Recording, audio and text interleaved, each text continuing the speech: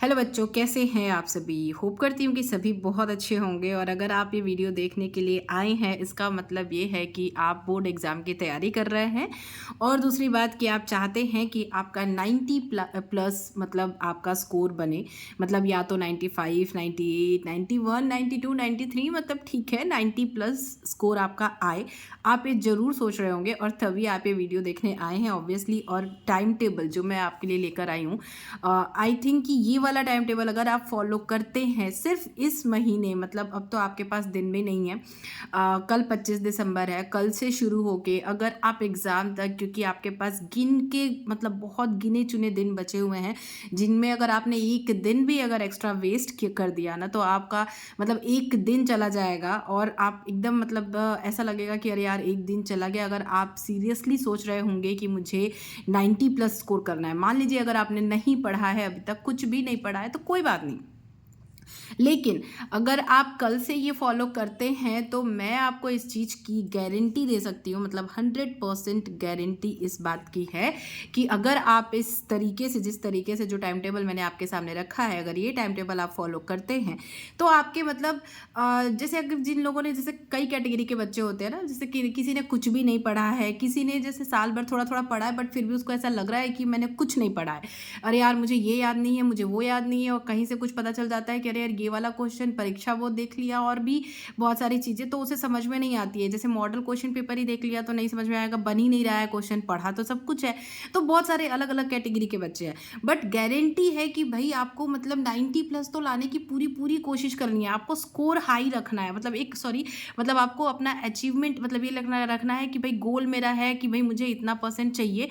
अब उसी के आसपास आप घूमेंगे। एक आपको ये है कि मतलब जहाँ भी आप बैठ के पढ़ते होंगे ना, आप वहाँ पे एक नोट चिपका दीजिए कि मुझे इतने परसेंट लाना है, जिसे आप रोज़ देखेंगे, डेली देखेंगे। मतलब अगर आप मान लीजिए मोबाइल चला रहे हैं, गलती से आपकी नज़र चली गई, अरे यार मुझे पढ़ना है, मतलब जो आपको परमानेंट हर टाइम आपको याद दिलाता रहे कि मुझे ये काम करना है। और सिर्फ एक महीना, मतलब पूरे साल अगर आपने नहीं पढ़ा है, मस्ती की है, सब कुछ किया, चलो ओके फाइन, बट आप ये एक महीना सिर्फ पढ़ाई को दीजिए और अच्छे मार्क्स लाएंगे तो कल को आपको भी अच्छा लगेगा, आपके माँ बाप को भी अच्छा लगेगा। और कोई ये भी नहीं कहेगा कि अरे यार देखो ये तो साल भर ऐसे ही घूमता था, हमें तो पता ही था कि ये फेल ही होने वाला है या इसके ऐसे ही मार्क्स आने वाले हैं। तो इस तरीके की बातें भी आपको सुनने को नहीं मिलेंगी।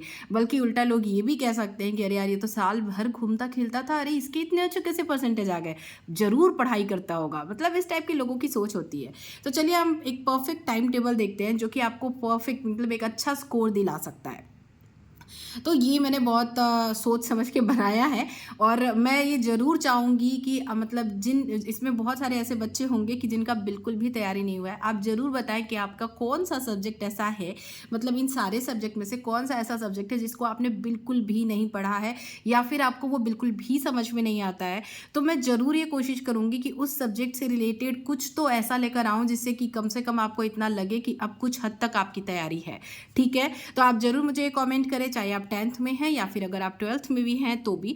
आप किसी भी सब्जेक्ट का कोई भी मतलब बता सकते हैं कि मेरा ये वाला सब्जेक्ट या फिर इसका ये वाला चैप्टर बहुत वीक है या मुझे कुछ नहीं समझ में आया इसमें, तो मैं उसमें से आपको निकाल के इंपॉर्टेंट बता दूंगी कि आप मतलब बच्चे सिर्फ आप ये वाला पढ़ लो और आपको वो हो उसमें से मतलब गारंटी रहेगी कि वो कुछ क्वेश्चंस में से ही आपका एक आध क्वेश्चन ऐसा होगा जो आएगा और आप कर पाएंगे। मतलब आपको एक यकीन भी होगा कि हाँ मैं कर लूँगा या कर लूँगी। तो चलिए शुरू करते हैं। सबसे पहले आपको देख, मैं इस पूरे मेरा जो टाइम टेबल बने जो आपके लिए बनाया है उसमें आपको पढ़ने हैं 8 घंटे। मतलब मैं 12-16 घंटे 10 घंटे की बात ही नहीं करती हूँ, 8 घंटे एक मिनिमम है जो आपको एक महीने पढ़ने हैं और इससे आप बहुत बहुत अच्छा स्कोर कर सकते हैं। हिंदी आपको पढ़नी है। हिंदी कैसे पढ़नी है? हिंदी ऑब्वियसली अगर आप स्कूल जाते होंगे और अगर आपने क्लासेस अटेंड की होगी तो कुछ तो आपके दिमाग में होगा, ठीक है। और अगर आपने जैसे एग्ज़ाम्स दिए हैं, हाफ ईयरली दिए हैं और टेस्ट दिए हैं तो कुछ कुछ तो आपके दिमाग में होगा। तो उसका एनसीईआरटी का आपके बुक का एक चैप्टर पढ़ना है, ठीक है। एक चैप्टर आपने कंप्लीट किया, ऑब्लिक में मैंने व्याकरण लिखा है। अगर आपका व्याकरण कमज़ोर है, अगर आपको मतलब संधि समास अलंकार वगैरह जो भी है, मतलब इन सब से क्वेश्चन आते हैं, आप सभी को पता है। एक लेटर हो गया, निबंध हो गया, अनसीन पैसेज जो आता है वो हो गया, ये सारी चीज़ें आपके व्याकरण में आती हैं और इनमें से पूछा जाता है क्वेश्चन।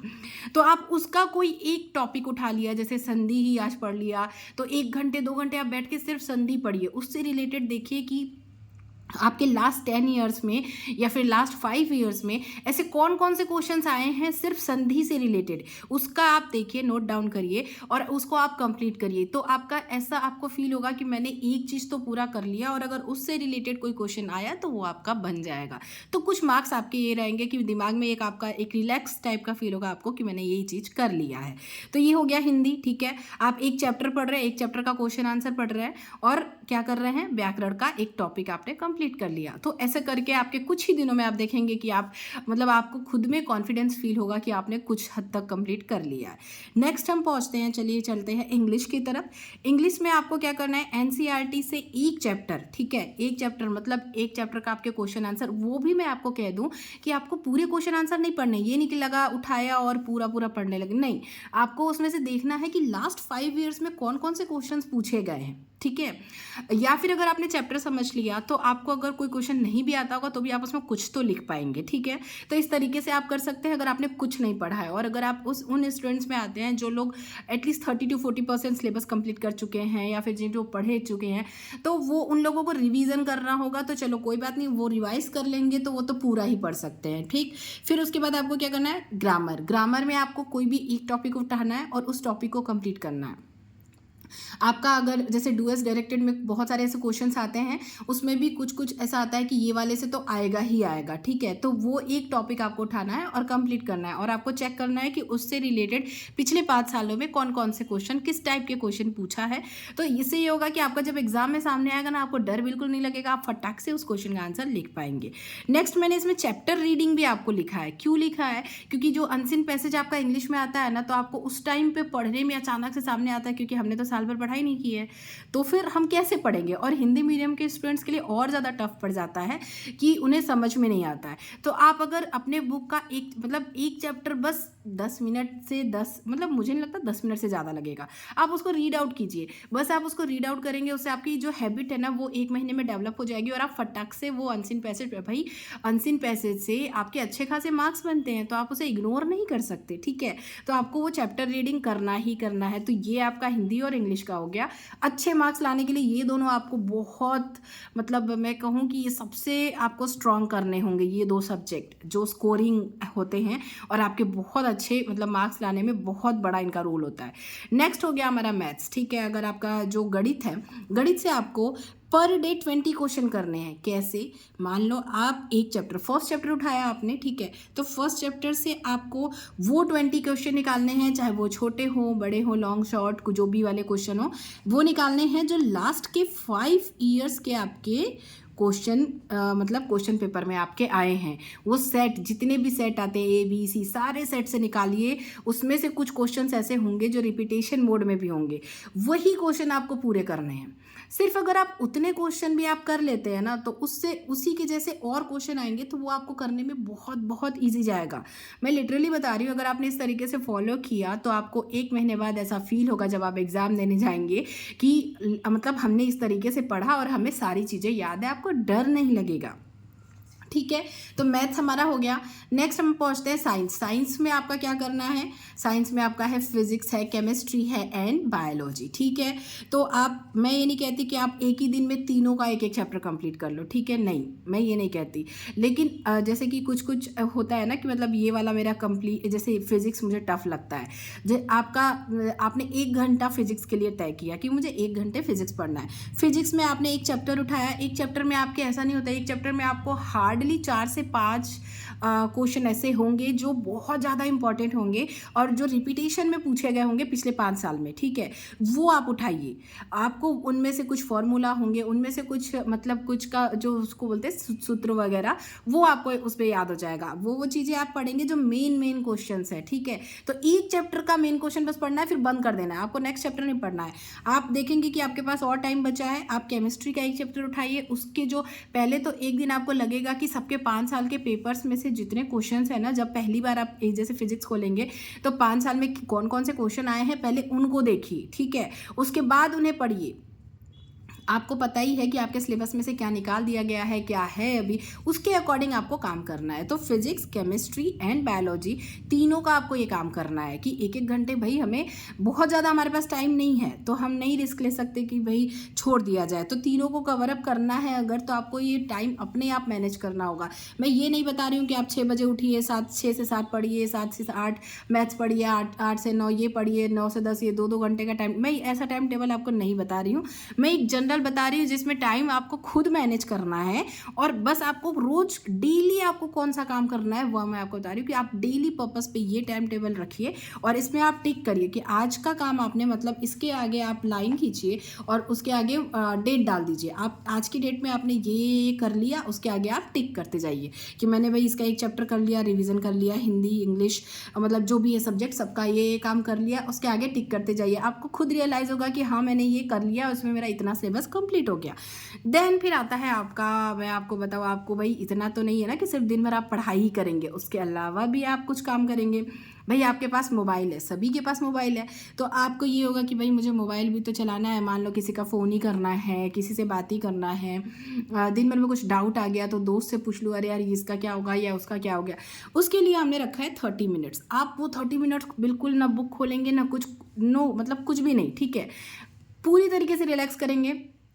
आपको सिर्फ क्या करना है कि मतलब या तो जैसे व्हाट्सएप चलाना है, इंस्टाग्राम चलाना है, रील्स देखने हैं, जो मर्जी आपको वो करिए, जिससे बात करनी है उससे बात करिए, बट सिर्फ इतना ही टाइम रखिए, ठीक है। इससे ज़्यादा अगर टाइम रखेंगे तो भाई 1 महीने की बात है, आप बस 1 महीना मैनेज कर लीजिए और उसके बाद आप अपना रिजल्ट देखेंगे तो खुद ही आपको फील होगा कि वाह मैंने 1 महीना मैनेज करके इतना अच्छा रिजल्ट लाया। उसके बाद हमने रखा है 1 घंटा और, जिसमें आप या तो टीवी देख सकते हैं, या तो गेम्स खेल सकते हैं, या आप नॉर्मल वॉकिंग कर सकते हैं कि माइंड आपका थोड़ा सा रिलैक्स हो जाए। भाई मतलब किसी किसी को वॉकिंग करना अच्छा लगता है, जैसे दोस्तों के साथ मान लो निकल गए, तो वो आपका टाइम होना चाहिए कि मैं इतने बजे निकल रहा हूँ तो मुझे इतने बजे वापस आना है। वो आपको 1 आवर अपने अकॉर्डिंग मैनेज करने हैं, या तो आपका वो इन सब के बीच में भी हो सकता है, पढ़ाई के बीच में, या उनके बाद शाम का भी टाइम हो सकता है, 5 से 6 बजे तक भाई रिलैक्स करना है मुझे, या 6 से 7 मुझे रिलैक्स करना है, या फिर उसी में 1 घंटा आधा कोई एक सीरियल देख लेनी है, या फिर सारे सीरियल का अपडेट देख लेना है। मतलब आप कुछ भी करिए, जैसे लड़कियां हैं तो सीरियल देखती हैं तो वो अपडेट्स देख लेंगी, तो लड़के हैं तो कुछ और, जो भी मतलब जिसको जो देखना है वो सब कर सकते हो आप इतने देर में।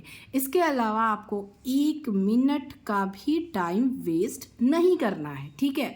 तो ये मेरी तरफ से आपके लिए ये एक टाइम टेबल है जो मैंने बहुत मतलब मैं क्या बोलूँ, मैंने बहुत सोचा, उसके बाद ये टाइम टेबल मैंने बनाया है और मेरे अकॉर्डिंग ये टाइम टेबल है बेस्ट, ठीक है। आप फॉलो करिए और उसके बाद आप मुझे ज़रूर बताइएगा कि ये फॉलो करने के बाद आपके कैसे स्कोर आए, आपको मतलब आपके अंदर कॉन्फिडेंस बढ़ा या नहीं बढ़ा। आप सभी को ऑल द बेस्ट आप लोग के एग्ज़ाम के लिए। जो भी सब्जेक्ट आपका कमज़ोर होगा वो मुझे ज़रूर एक बार कमेंट कीजिएगा। वीडियो पसंद आई होगी लाइक कीजिएगा, दोस्तों के साथ शेयर करना बिल्कुल भी ना भूलिएगा। मैं मिलूँगी आप लोगों से फिर से अपनी एक नई वीडियो में, तब तक के लिए bye bye, all the best. सोइए मत, खेलिए मत, टीवी मत देखिए, ये सब मैं नहीं कह रही हूँ, सब करिए लेकिन पढ़ाई को प्रेफरेंस मतलब टॉप पे रखिए कि मुझे पढ़ाई करनी है। चलिए, thank you, thanks for watching.